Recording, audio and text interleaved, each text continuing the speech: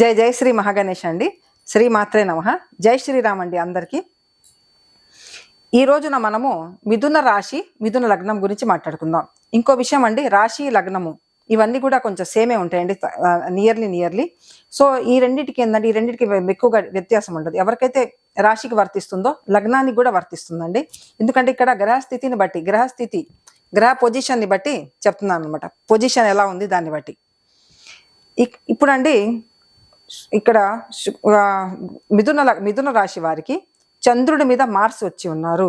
అంటే మార్స్ ఈ లగ్నానికి షష్టమాధిపతి కూడా అవుతారు, షష్టమాధిపతి లాభాధిపతి అవుతారండి. ఆయన రాశిలోకి రావడం అంటే కొంచెము ఒకటేందంటే, చంద్రుడి మీద ఎప్పుడైతే అగ్ని ఉంటుంది, ఎందుకంటే మార్స్ అగ్నికి సంబంధించిన గ్రహము, చంద్రుడు వాటర్ అనమాట, వాటర్ ఎలిమెంట్, వాటర్ సంబంధించిన గ్రహం. సో దానివల్ల ఏమవుతుంది, ఎమోషనల్లీ మీరు కొంచెము డిసప్పాయింట్ కాకుండా మిమ్మల్ని మీరు చూసుకోండి. ఎందుకంటే షష్టమాధిపతి కూడా కొంచెం హీట్ రిలేటెడ్ ప్రాబ్లమ్స్, బీపీ ఎవరికైతే ఉంటుందో వాళ్ళు కొంచెం ఏదైతే ఇవి ఉంటే జంక్ ఫుడ్ ఉంటుంది, జంక్ ఫుడ్కి దూరంగా ఉండండి.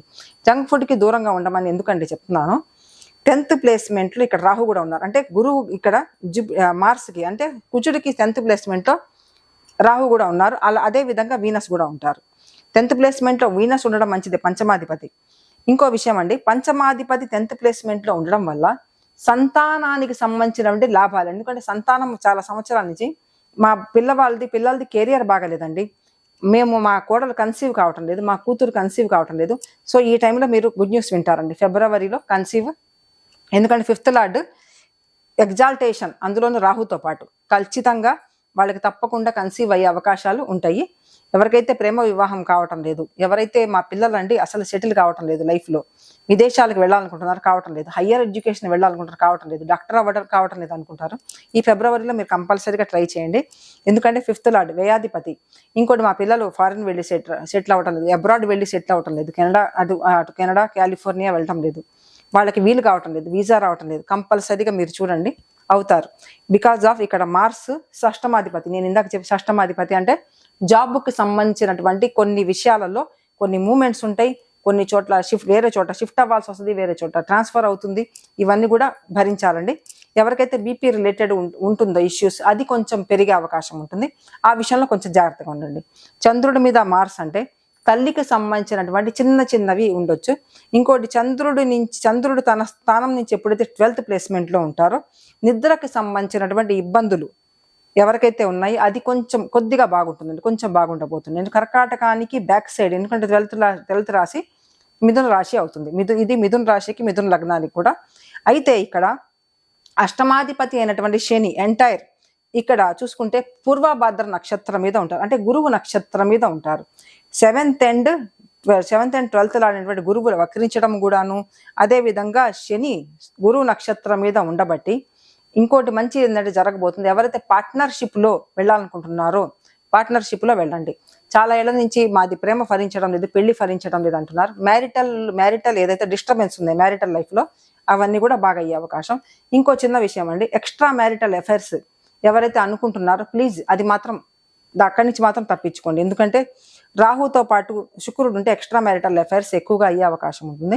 సో దానికి బదులుగా మీకు ఉన్నటువంటి ఏదైతే సంబంధం ఉంది ఆ సంబంధానికి కంప్లీట్గా అథెంటేటివ్గా తయారవ్వండి. ఎందుకంటే నిజాయితీగా ఉండండి, లాయల్గా, అన్కండిషనల్గా ఉండండి, అప్పుడు బాగుంటుంది. సో శని భాగ్యస్థానంలో ఉన్నారు కాబట్టి, ట్రాన్సిట్లో ఉన్నారు కాబట్టి, శని భాగ్యస్థానంలో ట్రాన్సిట్లో తెలుసు కదండి, 30 ఏళ్లకు ఒకసారి కుంభంలో వస్తారు. సో ఈ ట్రాన్సిట్ని పోగొట్టుకోకుండా శనివారం రోజున మీరు రావి చెట్టుకి పూజ చేసుకోండి. ఓం శం శనిశ్చరాయ నమః, లేకపోతే శనికి సంబంధించిన అష్టోత్తరాలు ఉన్నాయి, అవి చదువుకొని చాలా చాలా బాగా మీకు ఉన్నటువంటి ఏదైతే ఫిబ్రవరిలో మంచి అవకాశాలు ఉన్నాయి దాన్ని పోగొట్టుకోకుండా చూసుకోండి. 7th and 10th లార్డ్ అయినటువంటి జూపిటర్ ఇక్కడ వక్రించడం అంటే 12th-కి 11th-కి రెండింటికి కనెక్టివిటీ ఇవ్వబట్టి ఎవరిదైతే ప్రొఫెషనల్ కొంచెం హై లెవెల్లో వెళ్ళాలనుకుంటున్నారో వాళ్ళు ఖచ్చితంగా మీరు తప్పకుండా ట్రై చేయండి. ఎందుకంటే జూపిటర్ మంచి పొజిషన్లో ఉన్నారు. ఇంకోటండి, జూపిటర్ది ఫింగర్ ఇదనమాట, ఇది ఇక్కడ జూపిటర్ మౌంట్ ఉంటుంది. వీలైతే ఇక్కడ ఈ వేలుతోటి పసుపు రాయండి. పసుపుని గంగాజలంతో కానీ, అంటే గంగాజల్లో కానీ లేకపోతే రోజు వాటర్లో అయినా డిప్ చేసి ఇలా రాయండి, చాలా బాగుంటుంది. అదేవిధంగా కొత్త పసుపు వస్తుంది కదా, కొత్త పసుపు తీసుకొని కొన్ని పసుపు కొమ్ములు కొత్తవి ఇప్పుడు చూడండి మీరు పంట పండుతుంది వస్తాయి, అవి ఈశాన్య మూలలో పెట్టండి. ఎలా ఉంటుందో నాకు ఫీడ్బ్యాక్ ఇవ్వండి. ఇప్పుడు నేను చెప్పబోయే రెమెడీస్ అండి ద్వాదశ రాశుల వాళ్ళకి కూడా, అదే విధంగా 1వ తేదీన పుట్టిన వాళ్ళకి, 2వ తేదీన పుట్టిన వాళ్ళకి, 3వ తేదీన, 4 అంటే ఏ డేట్న పుట్టిన వాళ్ళకైనా, ఏ మంత్లో అయినా, ఏ ఇయర్లో పుట్టిన వాళ్ళకైనా, ఏ రాశి వాళ్ళకైనా చక్కగా వర్తిస్తుంది. మొట్టమొదటిదండి ఈ సంవత్సరము 2025 ఈజ్ రూల్డ్ బై మార్స్ అనమాట. మార్స్ అండ్ కేతు రెండు, ఈ 2 గ్రహాలకు, ఈ 2 నెంబర్లకు కూడా ఆంజనేయ స్వామి అంటే ఆంజనేయ స్వామి దండకం చదువుకోవడము, హనుమాన్ చాలీసా 11 టైమ్స్ చేసుకోండి, ఎక్కువ లేదు. మీరు యూట్యూబ్లో కూడా వినొచ్చండి, 11 టైమ్స్ చేసుకోవాలి. అదేవిధంగా బజరంగ బాణ్ ఉంటుంది. బజరంగ బాణ్ చాలా పవర్ఫుల్ అండి. క్లిష్టమైన పరిస్థితి నుంచి బయటపడేసేది బజరంగ బాణ్. హనుమాన్ చాలీసా తర్వాత బజరంగ బాణ్. అదేవిధంగా శ్రీరామ రక్షా స్తోత్రము. ఇవన్నీ చేసిన తర్వాత 108 సార్లు శ్రీరామ నామ జపం. తులసి మాల ఉంటుంది, పసుపు మాల, హల్దీకా మాల అంటారు, పసుపు కొమ్ములతోటి మాల కడతారు, లేకపోతే తులసి మాల. అదర్వైజ్ మీ దగ్గర రుద్రాక్ష ఉంటే దానికి కూడా కొంచెం పసుపు రాసుకొని మీరు శ్రీరామాన్ని జపించుకొని ఇది కంపల్సరీగా చేసుకోవాలండి. ఎవరికైతే ఇంట్లో నల్ల తులసి కృష్ణ తులసి అంటారు కదండి, బాగా నల్లగా ఉంటాయి ఆకులు, అది కొంచెం ఎక్కువ పెంచండి ఈ సంవత్సరం. ఉన్నదాన్ని మల్టిప్లై చేయండి, అది ఎక్కువ పెంచాలి. దానికి పోసేటప్పుడు ఒక 2 చెంచాలు పాలు కొంచెం నీళ్ళల్లో కలుపుకొని, పసుపు కలుపుకొని, గురువారం రోజున, శుక్రవారం రోజున మీరు పోసుకుంటే ప్రాస్పెరిటీ కూడా పెరుగుతుంది, చాలా బాగుంటుంది. అదేవిధంగా హనుమంతుడికి చెప్పాను కదండి, అది చేయించాలి.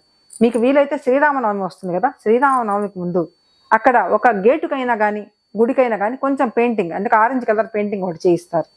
ఇంకోటి, ఎవరికైతే చాలా క్లిష్టమైన పరిస్థితులు, అసలు రోగ బాధల నుంచి మేము బయటపడటం లేదు, వాళ్ళకు నేను ఒక వీడియో చేశానండి, కుంజిత పాదం శరణం, కుంజిత పాదం శరణం.